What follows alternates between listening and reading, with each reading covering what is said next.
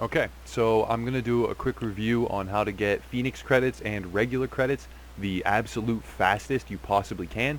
You can get hundreds of Phoenix credits per hour up to about, 300, 350 if you if you go really fast and you optimize the method to its max potential. But easily 200 per hour with, just a regular squad of random players you don't know. So the method is Lexington Event Center. We just started it here. You'll see where it is on the map at the end of the video when I go to restart it really quickly. But so you're gonna go in. It's the hostage rescue one, and I actually picked a clip where there were only 3 of us. One of our randoms disconnected and didn't actually help us throughout the entire mission.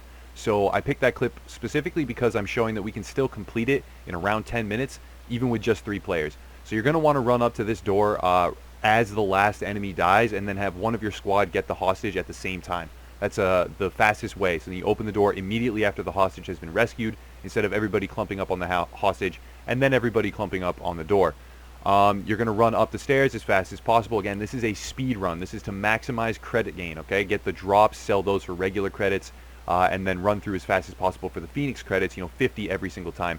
These are only level 33 enemies. You're going to want to hit the shotguns first in this room, in this second, area where you fight NPCs. You're going to hit the shotguns first, and it's going to go really quickly. The NPCs are not programmed to handle hyper aggression. Okay, I haven't actually looked into their actual code. I don't have that luxury, but I do know for a fact that they do not react well to hyper aggression. If you get around them, if you flank them, things like that, they pop out of cover when they shouldn't. They get really confused. Sometimes they actually stop firing their weapon for longer periods of time as they swivel and aim at different targets. And in the end, you can actually kill them much faster.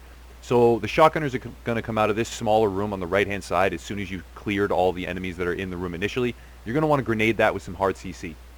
As you can see, I use tear gas. That's going to stop the shotgunners from moving for plenty long enough that you're going to be able to kill them. You're going to be landing headshots, fast-paced headshots all the time. So having one is none equipped is a really good talent to have active, because when you're landing these headshots, you're going to be getting the bullet back. So your magazine almost extends infinitely. It's not infinite, but it's plenty enough bullets to kill pretty much any target. As you can see, my magazine is lasting a really long time, much longer than the actual amount of bullets I have. Overall, this is a really easy mission to run. Right now it's 33 enemies instead of 35 on Heroic. I'm not sure if that's intended or not, but it does drop 204 weapons. With the addition of the Showstopper at 229, it can drop that. I believe it's about a 7% drop rate. That was confirmed by a few other people, so I feel pretty comfortable saying that, even though I haven't run the math on it myself. About 7%. So this is actually the fastest known method of getting the Showstopper, as well as the fastest known method of getting Phoenix credits and regular credits. So what you're going to want to do is have someone go right to the hostage while the rest of you run up the stairs to that door. Again, this is the fastest possible way to run the mission.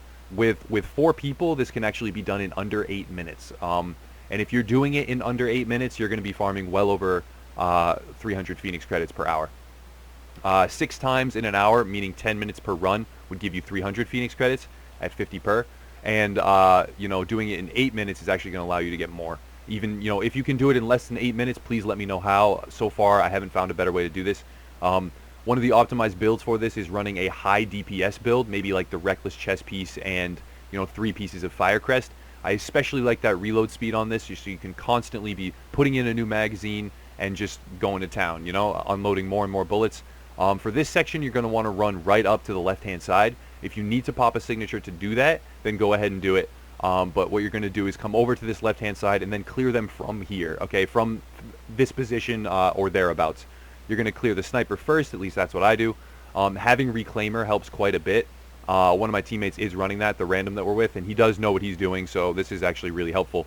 The 3 of us are very good at speed running this, but the only difference is if you're in a squad that has not as good gear, or you're not as coordinated, or you don't really have the the memorization down of when things spawn and where they spawn, then the only difference is it'll take you an extra couple minutes. It's still by far the fastest possible way to get regular credits and Phoenix credits. So one thing to note is that when there are only a couple enemies left, I actually let my teammates go deal with them. I stay back here by the hostage because a lot of teams, they'll all clump up and go after the last enemy all together, and then they'll waste time, running back and forth while they tag the hostage to queue up the next portion of the mission. I'm actually just going to wait here and then hit the hostage as soon as they clear the last enemy, the enemy NPC. So once they do that, there's a couple important bits of information I can give you as well. I'm trying to give you as much thorough information as I possibly can. That's my goal with all my division videos. Once you hit the hostage, you have roughly 40 seconds before the next door opens, okay? Not only that, you have roughly 8 seconds after Fei Lao begins speaking, okay? So once you hit the hostage and Ramos is free, there's about 40 seconds. I just counted it mentally. I didn't really actually use a stopwatch. So if it's different than that, if anyone has the exact number, please post it in the comments. That's going to be helpful for people to land the grenade. As you can see coming up, I actually missed this grenade by like half a second. But right after Fei Lao talks, you have about 8 seconds before the door will open. So I always try to lob the grenade, especially a shock grenade, so that it shocks them through the door before the door animation happens as it opens. This will allow you to get, as you can see, I threw it too early, it shocks, and now the door opens. I was a split second too early. But if you can get that shock off, you can just melt them in the room and they all die instantly in one single cluster. It's really easy to do. So once you've melted all these enemies, smart cover is a really great thing to have active at this point, especially if you shoot it in the right area, because while you're sitting on this ledge right there, you're going to take some damage from the LMG probably, and having smart cover will allow you to not only kill them faster, but to absorb the damage better, and it all around just works very well. Another thing to note, I don't pick up the purples here. I don't really feel that I have to, but if you want to really maximize credit gain, go ahead and pick up every single thing that they drop. And if you pick up all of those things, you can get, I'm not exactly sure, I haven't factored it out and done the math, but hundreds of thousands of credits per hour, more than that. It's a lot of gain from speed running this mission and farming it. It does get repetitive, it does get boring, but in the end it is worth it. So if you do it just 3 or 4 times before you go to bed or something like that, if you have half an hour to log in and play, do it 3 times, you won't regret it. The Phoenix credits for re-rolling guns especially is going to become super valuable. Whenever you get a gun that has 2 great talents, if you have a stockpile of 1,500 Phoenix credits, you can just go ahead and re-roll that gun a bunch of times and get it to be a god roll. It's really helpful. So when coming into this room, you always want to melt the shotgunners first. It's really easy. They're very squishy. Even if you have worse gear, it's easy to just post up on one of these boxes with smart cover and just take care of them as they move towards you. After that, you're going to want to spread out into the room. Again, the NPCs don't deal very well with hyper-aggression. If you can flank them, if you can get them to stand up and get confused, you're going to have precious seconds to shoot them without them reacting. It's a very good way to progress through the mission. As you can see, I went down there, but it's not really going to be a danger. We are 3-manning right now. Our teammate did leave, so again, this is not even the most optimal way that you can do it. If you have 4, it will go even faster. Now, once all the NPCs in this room are dead, they're all going to spawn at this top right-hand door. As you can see, I'm throwing grenades. You're going to want to use hard CC on the door as soon as it opens and start melting them down. As they come out, it's just going to be like a kill zone right there, and you're going to start shooting them. I actually got in the way of my allies' bullets. I shouldn't have done that, but you're going to want to stay spread out so you all have a good angle on them, and you're just going to start wailing away at them. You can kill them very quickly, especially when you have CC like Reclaimer, Incendiary Bullets, or Tear Gas, or anything like that, and you're just going to take them down right as they come out the door. Now, when this door opens, you're going to want to, again, hard CC them, but also one of your team, whether it's you or someone else, is going to run right into that corridor past them. They're going to go right over to the keyboard on the right-hand side and hit that before you've actually killed all of these enemies. What that's going to do is it's going to open the door. By the time you're done killing these enemies, that door is going to be open, and you can progress directly from this section to the final segment of the map. Now, doing that actually saves you about 15, 20, even 30 seconds or more, because if everyone's grouping up killing these NPCs and then you go hit the keyboard, then you have to wait for the door to open and for all the different mechanisms to be in place so that you can get into that final section of the mission. Whereas if you do it this way, you're going to get in much faster and you can go right into the final room. Now from here, you're going to want to split up into 2 teams of 2 if you're in a group of 4.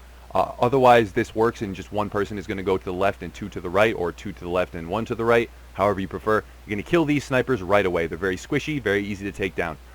Even if you have a worse gear score and your gears don't have perfect rolls, you can still take them down very easily.